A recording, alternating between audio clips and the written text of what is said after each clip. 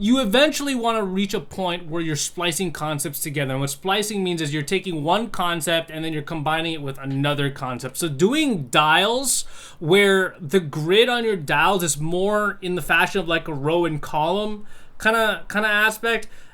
Whereas like in tutting, you've got just the angles where like, yes, there are rows and columns, but not in the same fashion that where there is dials. It's a lot harder to work, and then so the lines become not as straight, or like the lines are harder to define when you're combining these two in particular. The Gloving Academy Discord is now open to the public. Here you can share light shows and ask to lab with other glovers. We've got a great community dedicated to improving. This is the only place in gloving where you can get rewarded with free gloving gear just by being active and participating in public events happening every month. We've even got exclusive events available for Hyperstrobe members, from workshops to meeting other top-level glovers, as well as weekly educational content. We've got a growing library of resources available no matter what skill level you are, and if you would like for me to do a frame-by-frame video of your light show, you can submit your video on the Discord. This thing's only going to get bigger and better from here, so follow the link in the description to join. Yo, what is up everybody? Puppy here from Gloving Academy, and welcome to another episode of Frame by Frame. Today we are looking at Magic Smoke. Let's get it.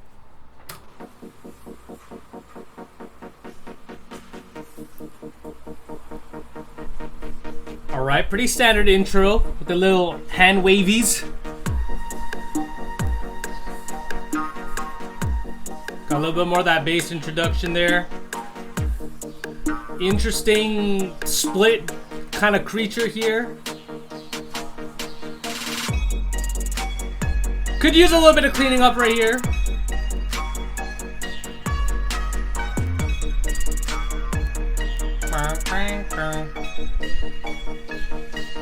Yeah, these are really technical forms that could just use a little bit of cleaning up. Here it comes. Build up here. What does he do?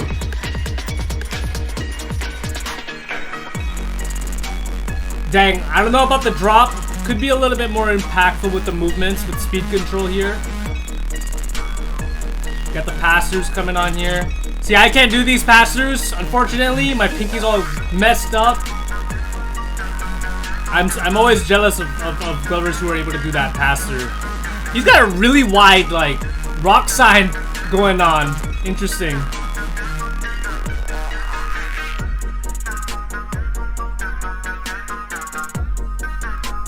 Okay, yeah, I do feel a little bit disconnected within the show because he's kind of like stagnant in that middle area.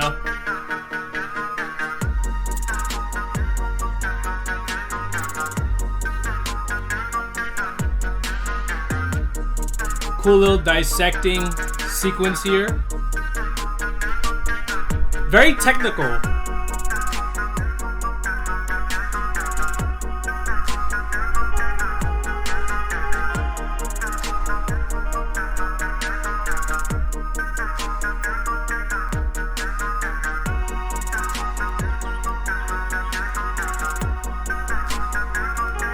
Alright, so it feels very, very PC right now.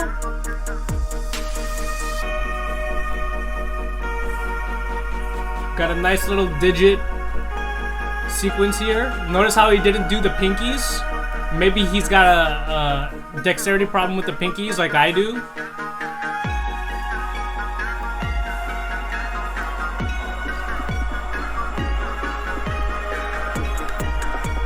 Sick. I like the symmetry here. What does he do here? Yeah, I really want to see more of that impact within the drops. Okay, what are we doing? Crazy, crazy, crazy. Oh, I like that little box. I really like that little box.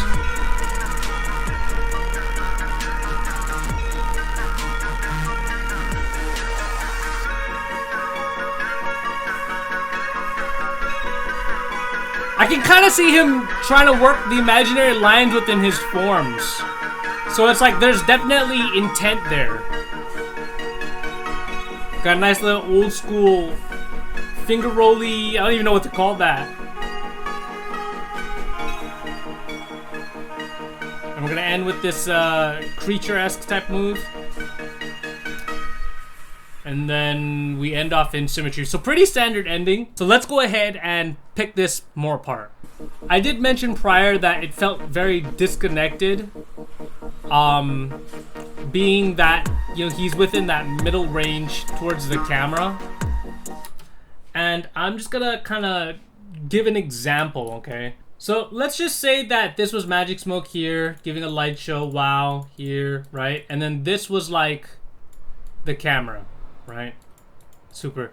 It felt like this. It felt like he was very in this area, and in order for it to really feel more interactive, he needs to be like here. You know what I mean? And I feel like a lot of Glovers can even come closer like this. There's a certain point where you can actually just come closer to your lens and literally just touch your lens, and there's just another level of depth that you can use compared to just kind of having your light shows here, and this is basically the range of the whole light show, right? I think there's definitely a skill level involved. There's definitely a learning curve when it comes to gloving to a camera, right? Which I feel like a lot of Glovers, if you're gonna share your light shows online, then it's definitely a skill that you need to learn. But I see a lot of Glovers, they're so far away and disconnected that they can work with this level of range here, and like it's different. It's different when you're giving light shows, because it's different when you're giving light shows to a camera, because there's this space here and you can see the whole form, right? But then when you're closer and you do these forms, you put more emphasis on the moves that you're trying to show the audience. You could play a whole lot more being closer than you could farther away. I mean, yeah, sure, you could do everything far away, but compare doing this to this, and you're working back and forth. That's gonna give your whole light show a lot more dynamic and just a whole lot more aesthetically pleasing to the audience. Right? Imagine if he was doing like this stuff, but like closer and like far and then close, right? This is tough. This is tough to put the pointers and pinky in this range. I'm not sure if it quite makes the best sense logically, because it's kind of like you're trying to force. Well, he had it like this, where like both fingers are here, but he tried to force. I think doing the dial like that makes more sense than having to put both fingers there and then put it in there. But I mean, I don't know. This is really hard to work. That's tough.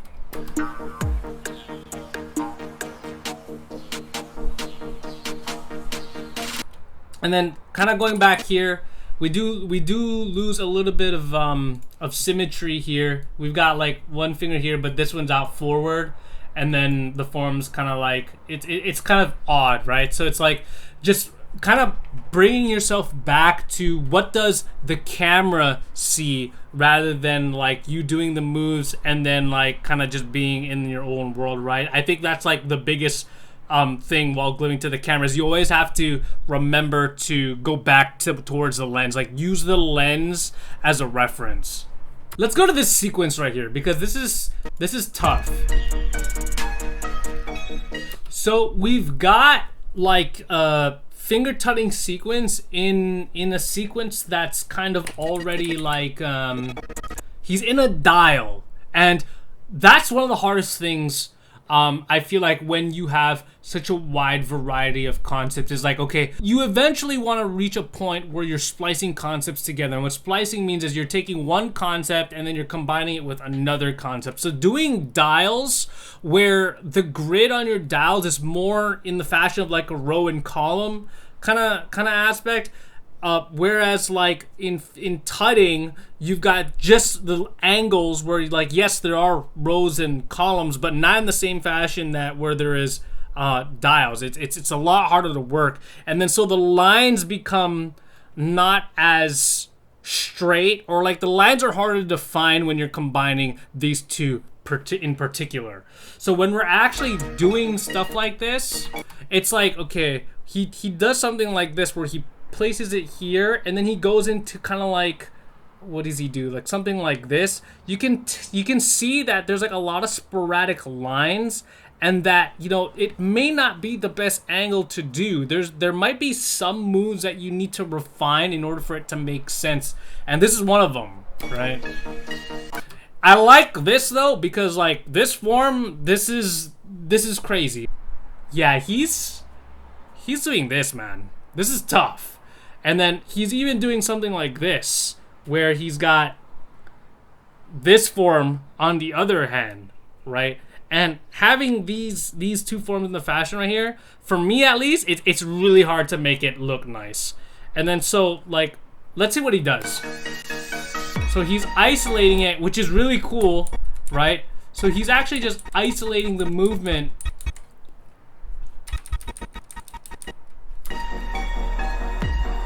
The thing is, he doesn't really use it as much.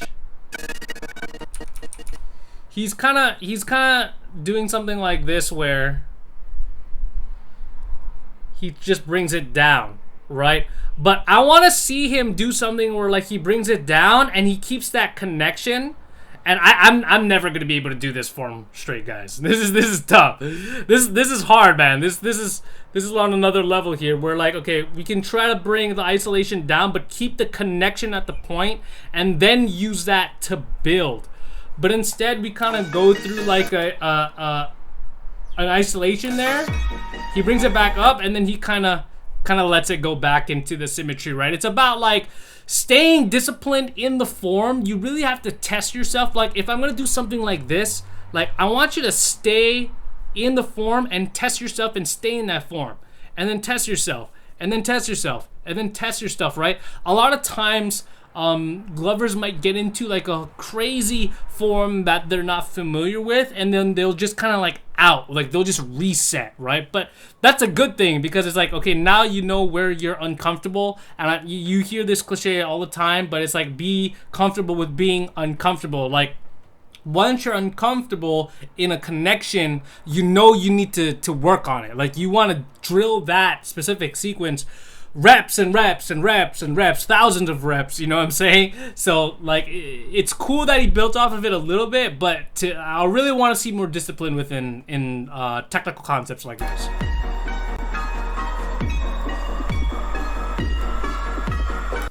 Okay, like this is tough. We might have to dumb it down just a little bit, I think, with the forms. Okay, so we've got this going on, then we've got like something like this, I think, going on. And it's like there's a point where it's like you gotta have control and see, like, just doing this, like, what are you gonna do with this? Let's see what he does. Flip to the side. He kind of places it to the side where it kind of makes sense, but he's not really using it, you know what I mean? Okay, so let's pay attention to these pass-throughs. I love that he has the dexterity to do these. But in order to improve on this, right? And I can't really do it that well because of my pinky, but I'm gonna use different forms just for reference, right? We do this back and forth motion here, like this, right? What you can do to improve on this is to, you know, isolate one hand so it's still, and then we isolate the hand that was moving, and then now we travel, right? Then we stop that hand, then we travel forward. So it's like you're utilizing more of that grid, and you're kind of traveling with it, right? So there's more of an illusion rather than kind of going back and forth like this, which is cool. This is not wrong whatsoever, but to build on it, right? That's something that glovers can implement in pass-throughs like that.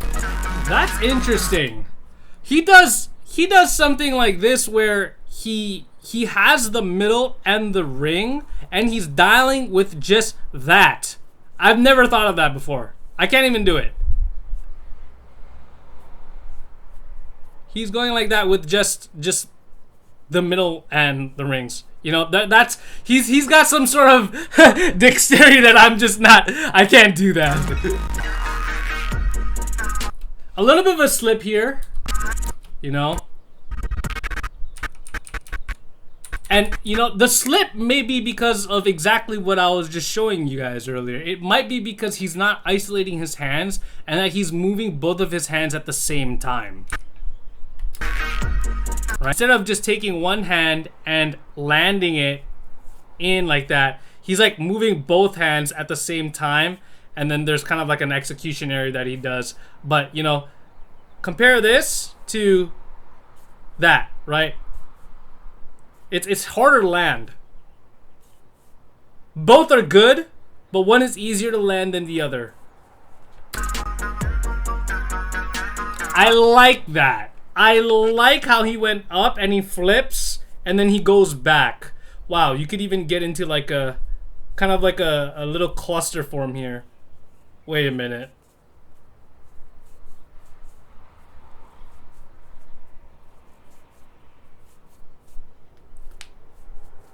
This is an interesting form.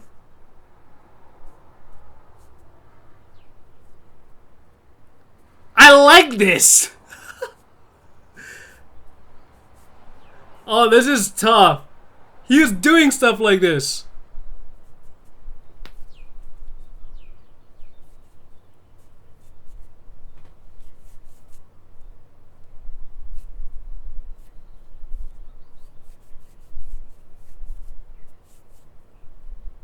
I'm taking it.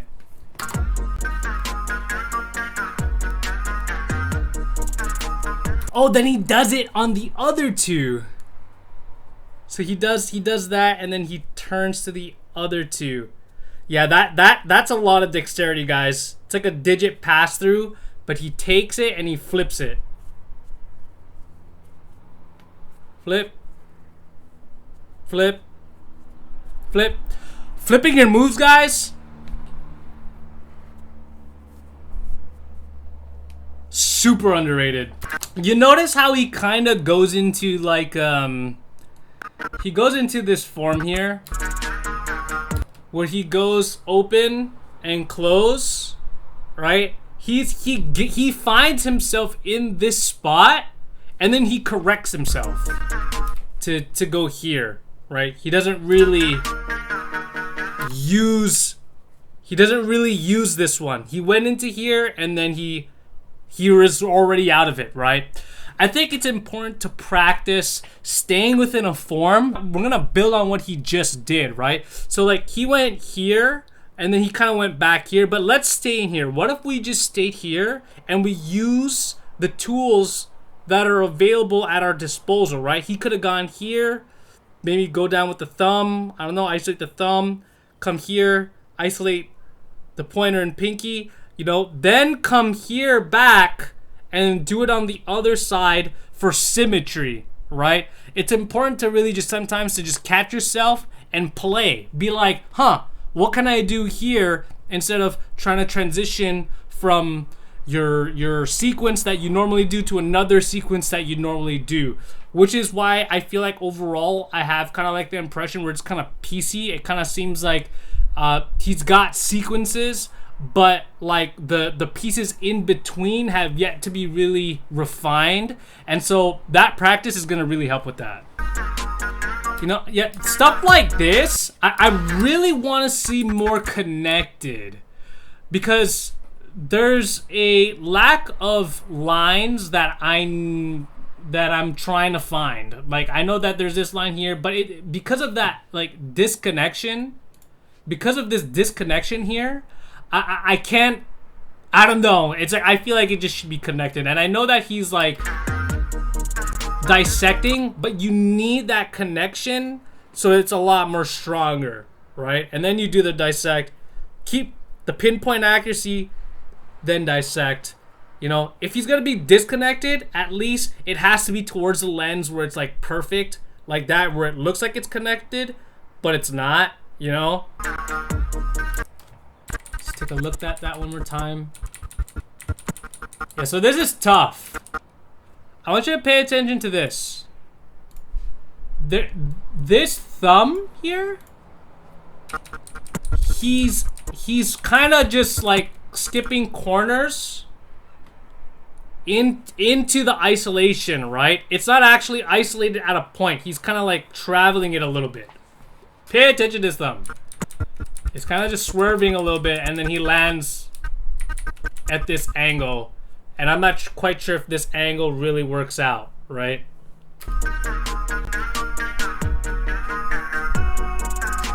Yeah, so he's doing a little bit of a floating with his hands. I would love to see his non-dominant hand, which seems to be this hand right here, to be stuck right there. You know, like as he's gloving, I want to see that hand not move, but him kind of using it as a playground as opposed to kind of moving around while he's doing it all at the same time. It's a lot of tertiary movement, could be a little bit more refined with solidified secondary movements around the stationary hand. Yeah, see, this is what I'm talking about. So like he'll like go into these complex forms and kind of just like get into a form, right? So it's like, how do we logically go from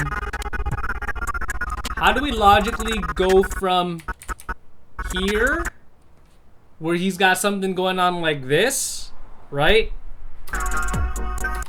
to there, right? You need to be able to like trace, then come out, then back, then have a flat hand, then land there, rather than kind of just like swerving it in there, right? You could even do a finger roll. Like you could even just open up all your hands and finger roll into this position. It kind of just seemed like he jumped there.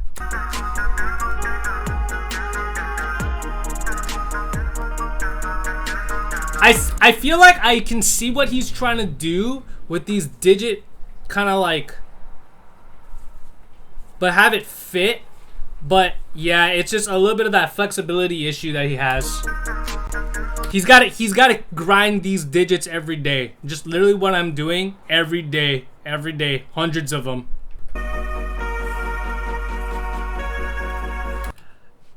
I'm not sure if this is a genetic issue, but I've talked about this a lot in the past with other frame by frame. Just you have to watch out for these indentations while doing stuff like digits, because it's ultimately more cleaner if you were to keep your hands closed with no indentation, then go through the digit, right? Like compare this to like that, right?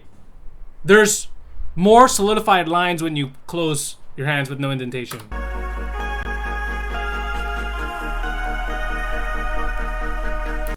We have to watch out for this digit roll here, because then we're going from the digit roll from this pinky and ring all the way down. Yes, we do it. And then we're gonna reverse it now, right? But, okay, we did the ring. Then all of them are raising up at the same time, right? So again, it's intent. Like, did you mean to do that or you didn't mean to do that? I liked what he did there. What did he do there? He did like that. He did like a little switch. I want to see him keep doing that though. Like, I want to see repetitive movements like that. Like, just doing it once and then you're out of it, I feel like isn't as strong. Like, if he's gonna do that, then switch. Then keep doing it. Then keep doing it. Then keep doing it. Right? Then maybe we could do 2. Then 2. Right? Then 2. And then maybe we can do 3. Who knows?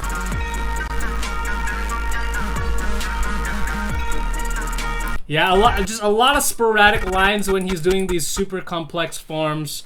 Could use a lot more work figuring out where the straight lines are. Because we've got this form, but then, you gotta make them fit. You gotta make them make sense in where these fingers can land in what forms, right? There's a bunch of rows and columns on your hand, and you have to figure out, okay, this ring finger is not the equivalent as like this knuckle length here, but it can fit if I'm like in the front or if I'm on top of it, right?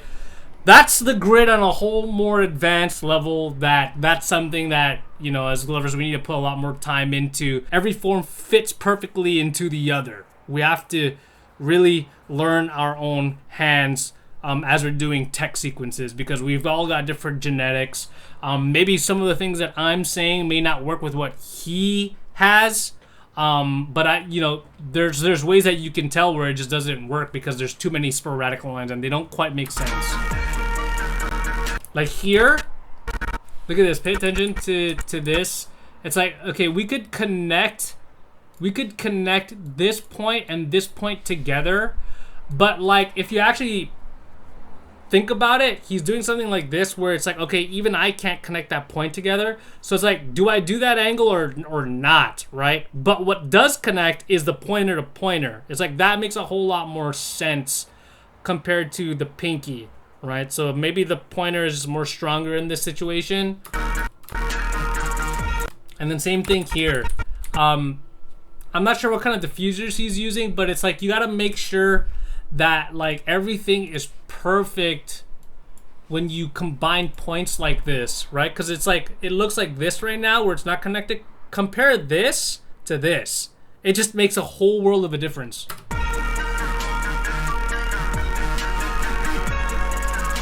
I like that, dude. That is so sick. Look at that move. Goes into like, he goes into like that. I really wanted to see him come up, stick, keep that point of contact into there, because look how much that works. Like, yeah, this line is there, but like you could build off just that small line, right? Not here, but here. That is so cool. And we got the little box here. You know, little box, very underused in gloving.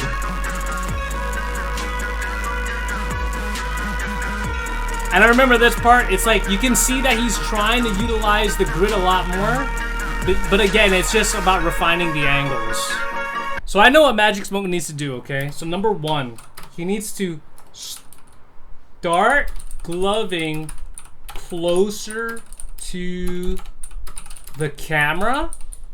Because, you know, I felt very disconnected. Two, he needs to commit to sequences more. Because it felt like he was very PC by just going into a form and then kind of just getting out of it really quick. And number three, he needs to find more points that make sense, because I want to see completed boxes.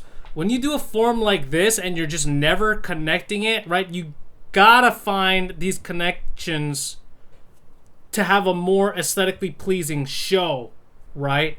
And then other than that, just kind of like refine angles, right? And I guess that's what I mean by finding more points that make sense, is refining his angles, you know, being truthful to himself, is like, okay, does this line match with this line? And I think once we can establish all these things, and then the very next show, then oh man, like what that's another level for him, because we're already doing technical sequences off the bat. It's like those technical sequences are just gonna be so much more better and so much more pleasing to look at. Anyway, guys, yeah, hope this video helps. If you're looking for whites, battery skins, or any other gloving accessories, head on over to glow-leds.com and don't forget to use my code AlohaNation for 10% off. I'll see you guys around. Stick around for more Gloving Academy content. Peace.